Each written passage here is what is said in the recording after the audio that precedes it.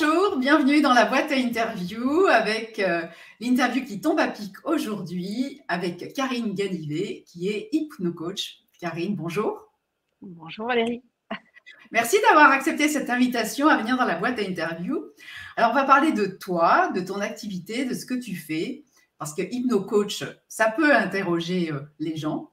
On connaît les hypnothérapeutes, mais l'hypnocoach, qu'est-ce que c'est? Alors, avant qu'on parle de ton activité, de ce que tu fais, j'aimerais qu'on te présente. J'aimerais te présenter. Tu as travaillé pendant 25 ans ou 20 ans dans la restauration de luxe, c'est ça? Oui. Et tu as fait et 11 ans d'expatriation également? Oui, en Angleterre et en Espagne, oui. Voilà. Et tu as fait donc un grave burn-out et tu as frôlé le suicide, Oui, si c'est je me ça. rappelle bien. Ouais. Et du coup, tu t'es interrogé sur le sens de la vie, tu as travaillé beaucoup sur toi et ça t'a amené à travailler en énergie, en énergétique. Tu t'es intéressé à plein de domaines différents. J'aimerais que tu me racontes un petit peu ce parcours et qu'est-ce qui t'a amené à devenir hypnocoach finalement. Et après, on viendra à ce qu'est un hypnocoach. D'accord. Oui, donc en 2009, j'ai fait un gros burn-out qui s'est suivi par une grosse dépression. Donc, et traverser une dépression, c'est assez compliqué parce que c'est un long désert qui est souvent bien mal compris par l'entourage.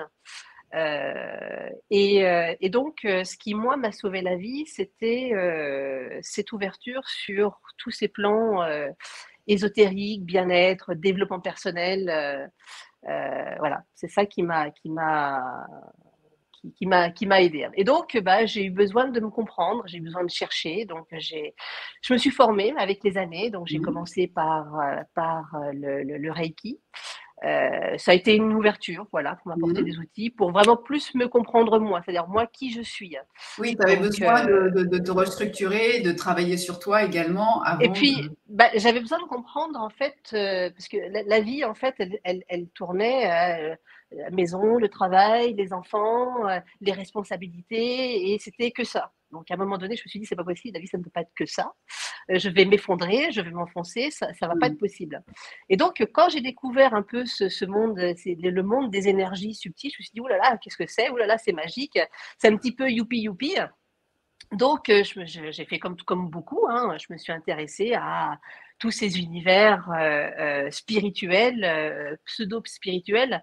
Alors, j'utilise le terme pseudo-spirituel parce que pour moi, c'est un terme qui est quand même assez galvaudé aujourd'hui. Hein. On peut y mettre des choses simples, parce que c'est quelque chose de très personnel, de très intérieur, et tout le monde ne le vit pas de la même manière. Mais à partir du moment où on ressent les choses à sa justesse, à juste Oui, valeur, dans son équilibre en soi, on n'est pas tous capables d'en parler. Et celui qui en parle va le parler avec sa façon dont il le vit. Et c'est pas forcément juste, ça ne résonne pas forcément pour tout le monde de la même manière. Donc c'est pour bien ça que je d'accord. dis que ce terme, il est un petit peu galvaudé. Voilà. Donc moi, mon parcours, donc voilà, je me suis formée en Reiki. Bon, à un moment donné, j'ai arrêté parce que ça me parlait pas plus que ça, la façon dont l'enseignement me dirigeait, mais peu importe, j'ai fait ma petite évolution. Après, qu'est-ce que j'ai fait? J'avais besoin de travailler sur mes émotions, puisque justement, c'est le cœur de notre métier quand on est thérapeute, mais quand on est une personne tout entière aussi. Hein. Et je me suis intéressée aux fleurs du bush, Voilà, ce sont des D'accord. essences de fleurs qui viennent du bush australien, qui ont été créées par un herboriste naturopathe qui s'appelle Ian White. C'est un peu le même principe que les fleurs de Bach. Les Voilà, fleurs de bac, oui, c'est ça, oui. voilà, c'est un peu le même principe, sauf que ce sont des plantes qui viennent d'ailleurs, avec d'autres proportions, et qui sont tout aussi bien que toutes celles qui peuvent exister. Mais bon, voilà, moi j'étais focus là-dessus. Hein. Ok. Voilà, qu'est-ce que j'ai fait d'autre? Je me suis formée aussi en géobiologie parce que j'étais intéressée par l'habitat, puisque quand on parle d'énergie, mais de tout ce qui nous entoure, de l'endroit où on vit, des endroits où on se promène, des endroits où on travaille. où on se promène, on vit, hein, on est constamment en lien en fait avec ces environnements-là. Hein, voilà. Pareil, je m'y suis intéressée, mais je ne suis pas allée au bout de ce que j'aurais voulu faire parce que j'ai pris ce que j'avais à apprendre sur le moment et c'était très bien comme ça. Voilà. Mais tu gardes de l'information, voilà. Et puis, avec le temps, j'ai développé une méthode que j'appelle la lecture intuitive. Ça va être un mélange un petit peu de tout ça, où c'est du soin sur la personne. J'ai fait aussi quelques massages parce que le corps m'intéressait parce que sur le corps, eh bien, il y a toutes les empreintes, toutes les sensations, il y a tout le passé, il y a tout ce que l'on transporte. Et ça, notre corps, en fait, il emmagasine tout ça. Voilà. Donc, j'ai développé ça, que je pratique toujours aujourd'hui, qui est un soin énergétique où je vais aller vraiment me connecter, si tu veux, à la conscience de la personne. Voilà. Et c'est dans la pratique de la lecture intuitive, à un moment donné, quand on travaille sur soi et qu'on écume petit à petit et qu'on s'intéresse à ce qui se passe sur tous les plans, il y a des choses que je commençais à avoir certaines choses. Je me dis, c'est pas possible, ça, les trucs que je vois, j'invente, c'est mon imaginaire qui joue, sauf que il y a des fois, c'était assez percutant, ou quand tu parles aux gens et que les gens te connaissent ni d'Adam ni d'Ève, et puis tu commences à leur dire des choses, tu sais, à leur parler d'eux, sans que tu aies aucune information, mais tu te dis, mais attends, mais d'où est-ce que ça vient ça? Donc j'ai eu besoin, en fait, d'aller creuser. Et puis, c'est comme tout, c'est à travers des rencontres. J'ai découvert l'hypnose régressive ésotérique. Puis un jour, je rencontre une personne qui fait ça. Je dis, oh, c'est quoi ça? C'est incroyable ce truc-là. Et je me suis formée en 2017. Tu as fait des séances toi-même d'hypnose régressive avant de te former? Bien sûr, j'avais besoin de tester. C'est-à-dire que toutes les techniques que je pratique, j'ai tout testé sur moi et je continue à faire. Ouais. J'ai besoin d'expérimenter pour savoir ce que c'est. Voilà. Parce que je suis quelqu'un de très cartésienne en fait. Toi, tu vas me dire, voilà, j'ai besoin d'aller vérifier par moi-même. Et à travers pareil. Tu es quelqu'un d'expérience. Toi aussi. Tu testes, tu approuves et si tu approuves, tu transmets. C'est ça. J'ai besoin de le valider. Hein. Ouais, c'est logique. Et ça, c'est mon outil vraiment, l'hypnose régressive. Parce que dans cette approche, parce qu'il existe plein de spécialités, l'hypnose régressive, l'hypnose spirituelle, l'hypnose quantique, l'hypnose régressive tout court dans le cadre de l'hypnose ericksonienne. J'ai envie de te dire, peu importe, chaque praticien après va aller sur ce qu'il pense, ce qu'il croit, ou ce qu'il va laisser croire à son client, peu importe l'approche, si tu veux. D'accord. Moi, je pense que ce qui compte, en fait, c'est ce qu'il en ressort, ce que la personne en retient. Et après, Inch'Allah, tu vois, ce qui va se passer après dans les énergies, peu importe, le travail est fait, tu vois. Et donc, dans cette technique-là, le principe, c'est une triangulaire. C'est-à-dire que tu as l'opérateur, qui est donc l'hypnologue. Tu vas avoir le télépathe, celui qui va être mis sous hypnose, et la personne qui demande la séance, le client. Oui. Et ce n'est pas le client dans notre façon à nous de faire. Donc, toi, la façon avec laquelle tu procèdes en hypnose régressive, ce n'est pas le client qui est sous hypnose, c'est le télépathe. On le fait de temps en temps, si tu veux. Sauf qu'à un moment donné, là où nous, on veut aller, les émotions, tu es tellement pris dans tes émotions que tu as trop de difficultés, la personne a trop de difficultés à se détacher de ses émotions pour pouvoir être juste dans l'observation de ce qui se passe, sur les plans sur lesquels on travaille nous. Hein. D'où le fait de prendre un télépathe, une personne, avec cette personne, je travaille avec elle, ça fait 7 ans qu'on travaille ensemble toutes les deux. Donc on se connaît très très bien, on a l'habitude, on a développé, si tu veux, notre façon de faire, donc voilà. Elle est hypnologue aussi, je suis télépathe pour elle, donc c'est parfait. Ah oui, vous fonctionnez aussi en binôme inversé. C'est ça. D'accord. Elle fait aussi la thérapie brève comme moi. Voilà, on a des outils similaires, si tu veux, toutes les deux. Et donc, le télépathe, si tu veux, va avoir, quand tu es sous hypnose et que tu as des perceptions, le fait de te dire, je n'ai pas à réfléchir sur la feuille de route que je vais avoir, je suis juste focus sur ce que je vois, sur ce que j'entends, sur ce que je perçois, sur ce que je ressens. Et donc, moi, je vais le driver, si tu veux, en fonction de ce qu'il va me dire. Mais la personne qui est le télépathe, lui, il n'a aucune information. C'est-à-dire qu'au préalable dans la séance, et toi tu en as fait une, tu l'as vue, la personne, elle te regarde, il y a juste un premier contact qu'il fait, et après, pof, la séance commence. Et c'est ça qui est bluffant, c'est-à-dire qu'on va commencer à avoir une perception des images. Alors des fois, des choses, on se dit, mais c'est quoi ce bazar, ça ressemble à rien, ça ne veut rien dire. Ou ça peut faire peur, des fois, un petit peu aussi. Hein. Mais petit à petit, il y a une histoire qui se tisse et les éléments prennent sens. Voilà. Donc, c'est un peu comme une histoire avec une jolie fin, puisque l'objectif, c'est quand même qu'il y ait une libération à la fin et que la personne, eh ben, elle parte avec des outils et que ça se passe bien. Tu vois, voilà. Mais c'est chouette. Et des fois, bah, le client, enfin la conscience, parce que c'est la conscience à laquelle on se connecte, nous emmène parfois sur des histoires de famille, sur des vies antérieures ou sur des choses, sur des éléments de vie actuels aussi. Hein. Enfin, on n'a pas de limite en fait dans notre approche. Voilà. Et donc pour moi, cette technique a été une grande découverte. Oui, je confirme, puisque pour avoir vécu une séance d'hypnose régressive avec toi, ça m'a amené dans un espace absolument incroyable. Donc, je peux valider ce que tu dis.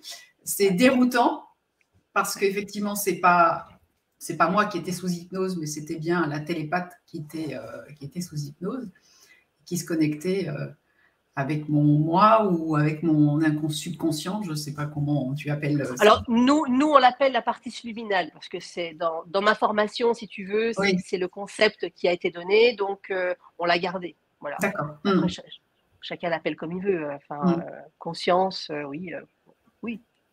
Une autre partie de nous-mêmes, quoi. Voilà. Alors, pour ceux qui nous regardent, une séance d'hypnose régressive, ça dure combien de temps? Ça dépend. Ça dépend du sujet. Quelqu'un qui va être très actif, parce que on peut être spirituel sans savoir que l'on est spirituel. Voilà, on peut avoir une conscience qui est déjà très éveillée. Et donc, parfois, ça peut être très rapide. En 40 minutes, 1 heure, ça peut être rectifié. Et parfois, ça peut être beaucoup plus long parce qu'il y a des choses qui sont lourdes et parce qu'il y a un gros travail en présentiel à faire. Et donc, ça peut durer parfois 1 heure et demie, pratiquement 2 heures. Mais c'est plus rare. C'est plus rare. En général, c'est 1 heure, 1 heure et quart. Voilà, Est-ce que c'est éprouvant pour toi ou pour la télépathe? Ah non. Nous, ça nous booste. Ouais. Et oui, parce que tu sais, quand tu vas... tous ceux qui font des soins énergétiques et qui travaillent dans les énergies, le magnétiseur ne doit pas travailler avec sa propre énergie, si tu veux. Normalement, il doit utiliser avec ce qui l'entoure et ce qu'on lui amène. Voilà. Et quand tu travailles de cette manière-là, bah, ça te nourrit. Hein.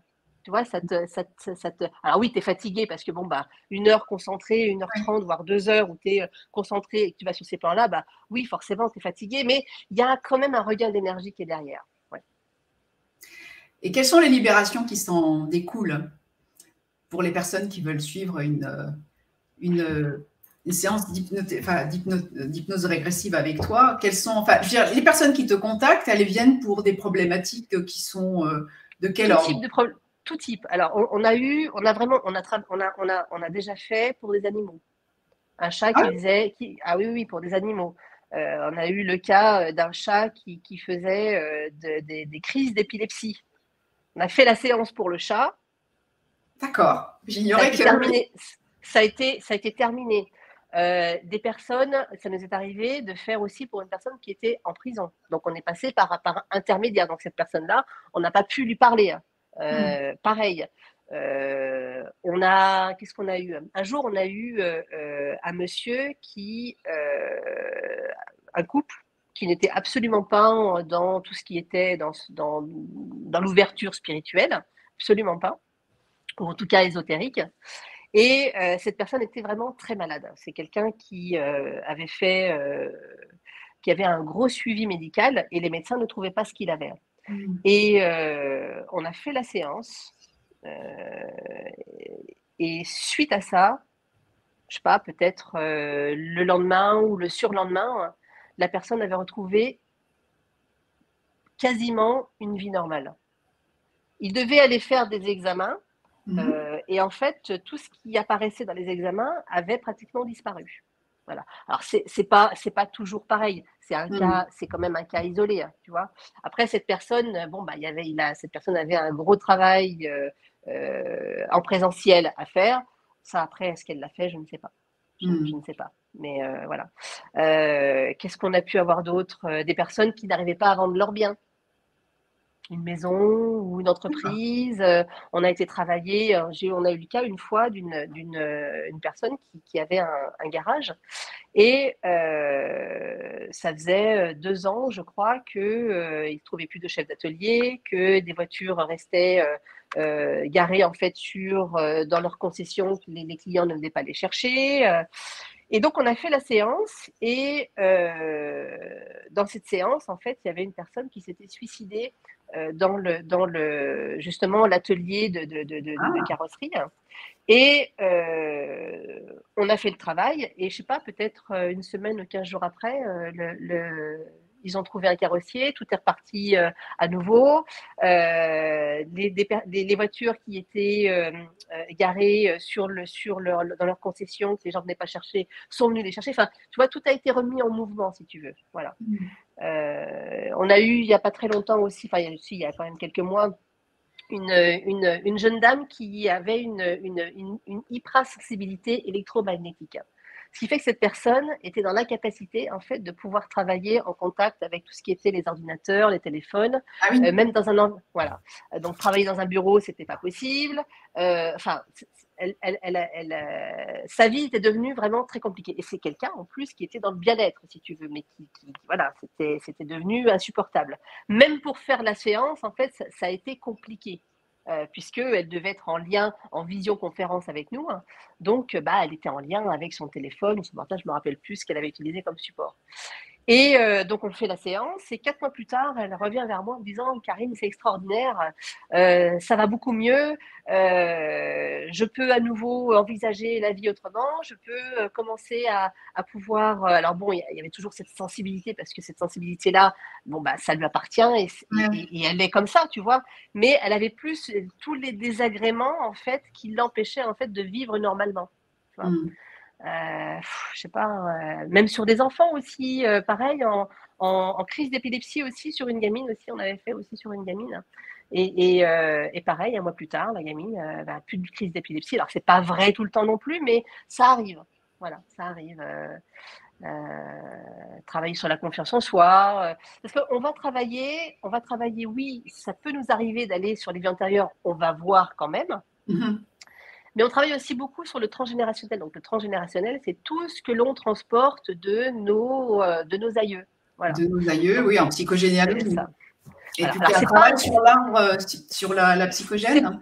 c'est pas un travail de psychogénéalogie parce que la psychogénéalogie, c'est vraiment un travail minutieux. Pour Mm. l'avoir fait, personnellement, c'est un travail de longue haleine. Voilà. Oui. Où vraiment, on va vraiment mettre les mains dans le cambouis, enfin, on met le corps, la tête, les pieds entiers dedans. Voilà. Là, on reste quand même un petit peu plus en surface. On ne va pas sur les individus. Mais on voit en général, si tu veux, sur l'arbre, comment la personne qui nous consulte, comment est-ce qu'elle est connectée et quelles vont être les interférences. C'est les interférences qu'on appelle, ce sont des choses qui viennent parasiter, si tu veux, la Mm. personne. Donc pour nous, ça va avoir le terme d'interférence. Voilà. Et puis, on peut avoir de belles libérations aussi. Ouais.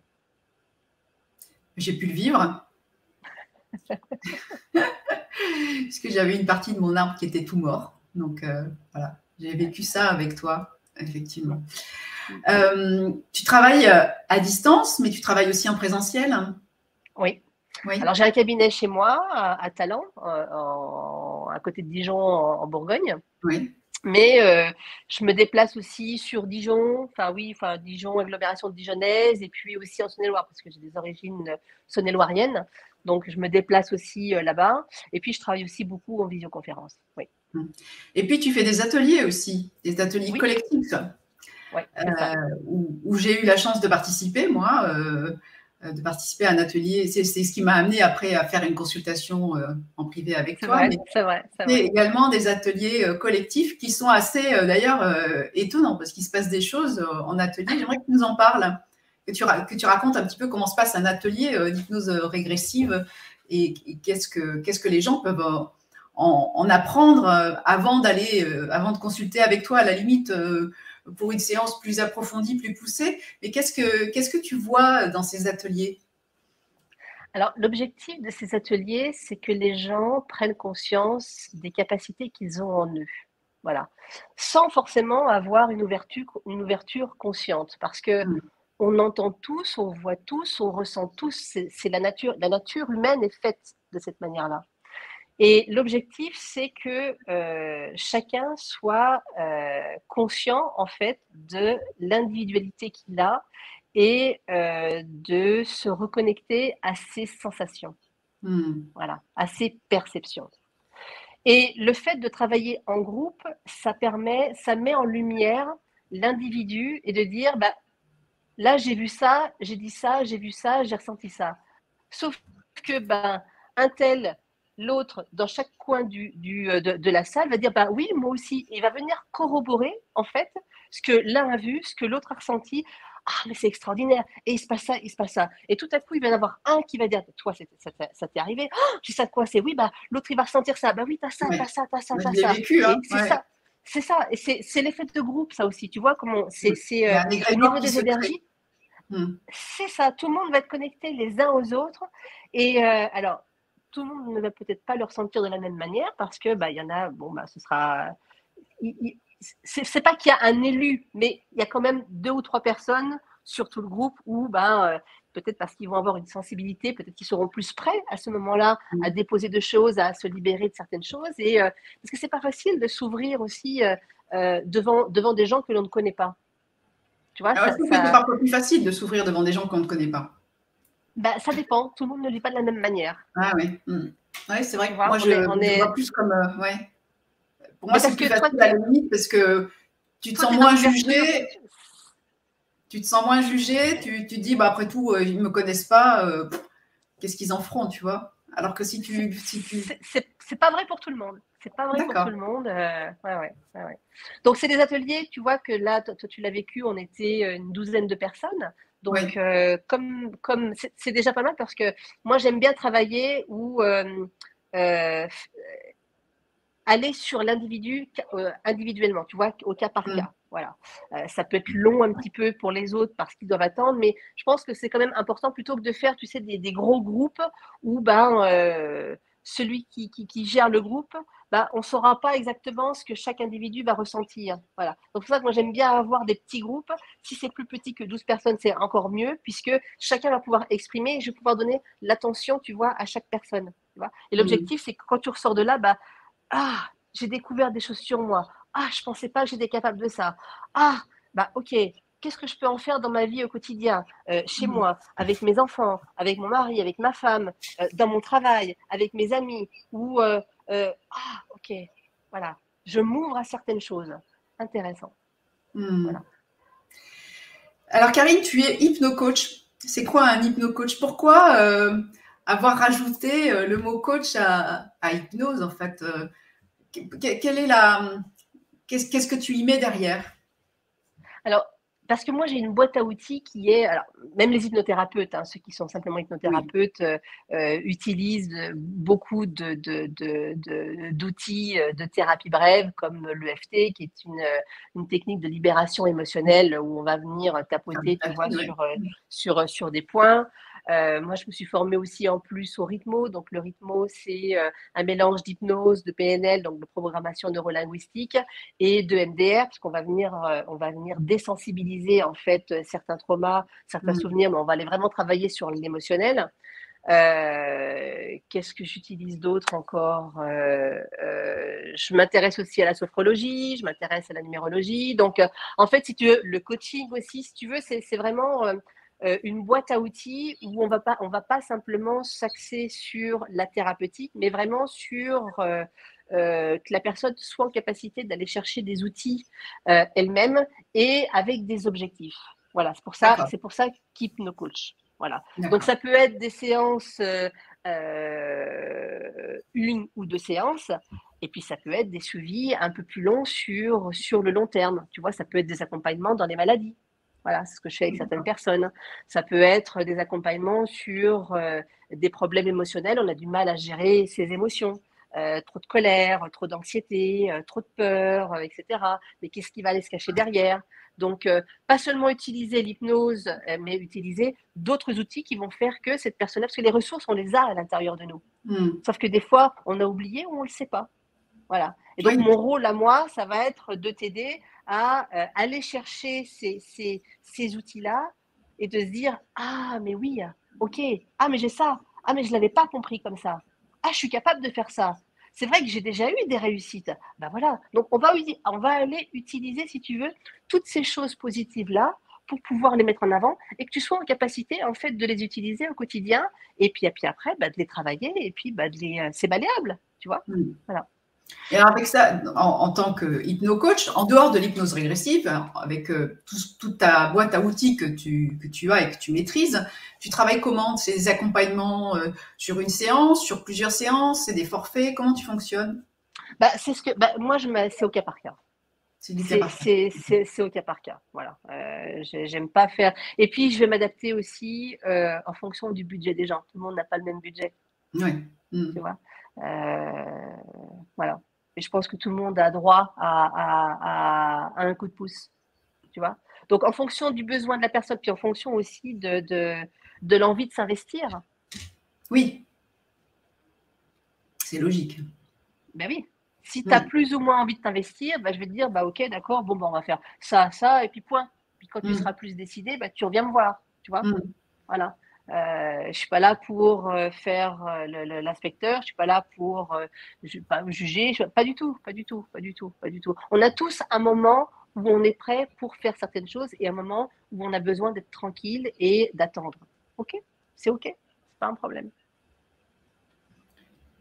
Et par rapport à l'hypnose régressive, bon, tu m'as parlé des transformations que tu avais vues.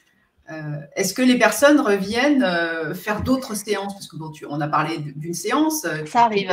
qui peut être miraculeuse, mais est-ce que parfois les personnes éprouvent le besoin de revenir te voir pour Oui, ça refaire arrive. une autre séance? Ouais, ouais. Ouais. Alors, une séance l'une derrière l'autre, ça peut arriver que il y ait eu un gros travail de fait et que un mois, 2 mois plus tard, il faille revenir. C'est rare, c'est rare. En général, on préfère laisser du temps parce que nous, on appelle ça ce temps de métabolisation.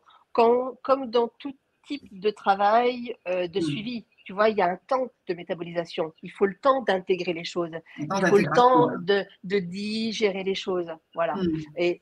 Et dans ce domaine-là, c'est tellement subtil. Parce qu'on va les travailler dans des sphères énergétiques, tu comprends? Donc, nous, dans notre quotidien, ben, on a nos programmations internes, on a nos habitudes, on a nos croyances limitantes qui sont là. Et donc, ben, tout le travail qui a été fait en amont, au-dessus, ben, faut le temps, tu vois, que ça arrive et que ça s'intègre, tout ça. Et il faut pouvoir être en capacité aussi de l'accueillir. Donc, parfois, il faut du temps. Voilà. Et ce temps-là, ben, il est bénéfique. Hein. Toute une vie, on a été formaté d'une certaine manière. Bah, c'est pas en un claquement de doigts que les choses, elles vont arriver comme par miracle. Il n'y a pas de baguette magique là-dedans. Oui. Hein. On n'est pas des faiseurs de rêves. Pas du tout. Et une petite question, quand une personne prend contact avec toi, est-ce que tu sens d'emblée les besoins de la personne ou pas du tout? Ou est-ce que c'est la personne qui t'exprime ses problématiques, ses besoins? Est-ce que toi, quand la personne prend contact avec toi, tu ressens les choses d'emblée? Oui, je veux voir un premier ressenti. Hein. Oui. Ouais. Je Donc, vais quand déjà quelqu'un avoir te dit une idée. quelque chose et que toi, tu sens exactement complètement autre chose, tu le lui verbalises? Alors, ça va dépendre en fait. Si c'est un travail en régression et que je sens que on va pas sur le bon chemin, parce que ça va m'arriver. Ça va m'arriver de dire là, on n'est pas sur le bon truc. Ça m'est arrivé il n'y a pas très longtemps, une personne qui avait déjà fait une séance avec moi et qui voulait absolument refaire une séance derrière. Et en décortiquant un petit peu, je lui avais dit, mais là, tu as déjà fait ces choses-là, et toi, qu'est-ce que tu as mis en place? Et j'ai considéré, si tu veux, que bah, c'était pas peut-être opportun de faire ce travail-là à ce moment-là. Voilà. Mm. Donc, je n'ai pas validé, en fait, la séance. Tu l'as pas validé ou tu l'as emmené sur un autre chemin? Je l'ai renvoyé vers d'autres professionnels. Mm. Et que quand il serait prêt à ce moment-là, éventuellement, de revenir vers moi et on verrait à ce moment-là. Voilà. Parce qu'il y a un temps pour tout. Il y a un temps pour les choses. On peut vouloir faire ce type de séance juste pour le fun, hein, ça arrive. Bon, quoique pour le fun, je suis pas sûre. Il y a toujours quelque chose derrière qui fait que on t'amène à t'intéresser à ce type de séance-là. C'est pas anodin. Voilà. Qu'est-ce que tu demandes aux personnes qui prennent contact avec toi avant de faire une séance d'hypnose régressive? Moi, j'ai besoin d'une feuille de route pour pouvoir faire ce type de séance. Donc, les gens vont devoir m'envoyer ce que j'appelle les points de référence. Ça va être tous les problèmes qu'ils vont avoir dans leur vie. Donc, ça va être aussi bien santé physique que psycho-émotionnelle, que des problèmes familiaux, la situation personnelle, familiale, professionnelle. Plus j'ai d'informations, mieux c'est, parce que le télépathe n'ayant aucune information sur le client va voir parfois souvent des choses que le client n'aura pas communiquées. Donc, si j'ai pas ces informations-là, eh bien, pour moi, ça va être plus difficile de creuser, même si souvent, avec ma télépathe, on est connecté. Donc, je vais avoir des perceptions, des sensations, des ressentis, parfois des images. Donc, je vais lui communiquer pendant la séance. Est-ce que ça te parle? Est-ce que ceci? Est-ce que cela? Et pof, elle va se connecter. Elle veut, oui, effectivement. Et pof, on plonge, si tu veux, dans la scène, dans les informations. Il nous arrive aussi de voir l'intérieur du corps. Donc, parfois, de voir des maladies, de voir ce genre de choses, ça nous arrive. C'est difficile parfois de communiquer ces informations-là. Ah oui, alors comment tu fais? Bah, ça dépend. Ça dépend. On va essayer d'enrober le truc pour susciter le client d'aller voir après des professionnels, de consulter, parce que nous, on n'est pas médecin et on n'est rien de tout ça, si tu veux. Donc, on ne peut pas se permettre. Hein, et ce n'est pas notre rôle. Oui. Chacun son travail. Oui, voilà. bien sûr. Voilà, de consulter. Voilà, une forte recommandation à. Voilà. L'information, elle est laissée. Et comme les séances sont enregistrées, si tu veux, que le client peut après les visionner autant de fois qu'il le veut, garder cet enregistrement tout le temps qu'il veut, eh bien, parce que quand tu fais une séance comme ça, il y a tellement d'informations qui est donnée en 1h15, 1h30 que tu ne peux pas tout retenir, c'est pas possible. Je confirme, il y a énormément d'informations qui sont délivrées. Le temps d'intégration, et ce qui se passe corporellement, en tout cas moi je l'ai vécu, ce qui se passe corporellement est assez étonnant, c'est-à-dire que on ressent au moment où il y a un travail de libération qui est effectué, on ressent des choses dans le corps, c'est juste incroyable. Et c'est assez déroutant, hein, puisque ça nous emmène dans des endroits qu'on n'aurait pas soupçonné. Et en général, ça commence dès le départ. Hein. On a fait une séance il n'y a pas très longtemps d'une personne. Pareil, le télépathe n'a aucune info et la personne était en pleurs tout de suite parce que on met le doigt dessus tout de suite, tu vois. J'ai envie de dire que quand les émotions elles montent à ce moment-là, c'est le moment d'en profiter, tu vois, de lâcher parce que c'est fait pour. C'est fait pour. Parce qu'une fois que la séance elle est terminée, tu te retrouves tout seul, si tu veux, avec tout ton bazar. Et j'en fais quoi de tout mon bazar, toutes mes émotions? Oui, c'est ça. Je les gère comme je peux. Mais tu vois, je t'ai communiqué il n'y a pas très longtemps un lien sur ma chaîne, mais ça, c'est réservé uniquement à ma clientèle, des petites séances à écouter post-session pour pouvoir justement s'aider, donc que je vais enrichir au fur et à mesure. Voilà. Aussi, parce qu'on a besoin de ça aussi. Alors, tu as un site internet qui s'appelle HypnoCoach, c'est ça? Alors, tu vas me redonner le lien. On le mettra évidemment à l'issue de l'enregistrement. Attends. Oui, Karine Ganivet-hypnocoach.fr. Voilà. On peut prendre contact avec toi via ton site internet. Oui. Ouais. Et puis, les séances peuvent être donc en présentiel et en distanciel. Alors, on peut prendre contact avec moi aussi à travers les réseaux sociaux, Oui, sur Facebook. oui, d'accord. Voilà. Tu as une chaîne YouTube, donc, J'ai une chaîne YouTube aussi. qui s'appelle comment? Voilà. Karine Ganivet, hypnocoach, je crois. Voilà. Oui, oui, c'est ça. Karine Ganivet, hypnocoach. Oui, oui, oui. Et sur Facebook, pareil. J'ai un compte aussi sur Instagram, mais bon, je n'ai pas développé encore. Ça va venir. Juste, je vais revenir sur la télépathe. Tu travailles avec une télépathe depuis 7 ans que tu connais bien maintenant, mais tu travailles avec d'autres. Tu en as plusieurs? Alors, j'ai travaillé avec plusieurs personnes et puis avec le temps, tu sais, je me suis arrêtée avec Anne-Charlotte qui s'appelle Anne-Charlotte Blaise, voilà, qui est aussi, qui elle est hypnologue, voilà, dans le sud de la France. Voilà. Et alors, il y a une différence entre hypnologue et hypnothérapeute? Il y a, tu sais, en France, on a ce truc des étiquettes. D'étiquettes, voilà, hypnologue, hypnocoach, hypnothérapeute.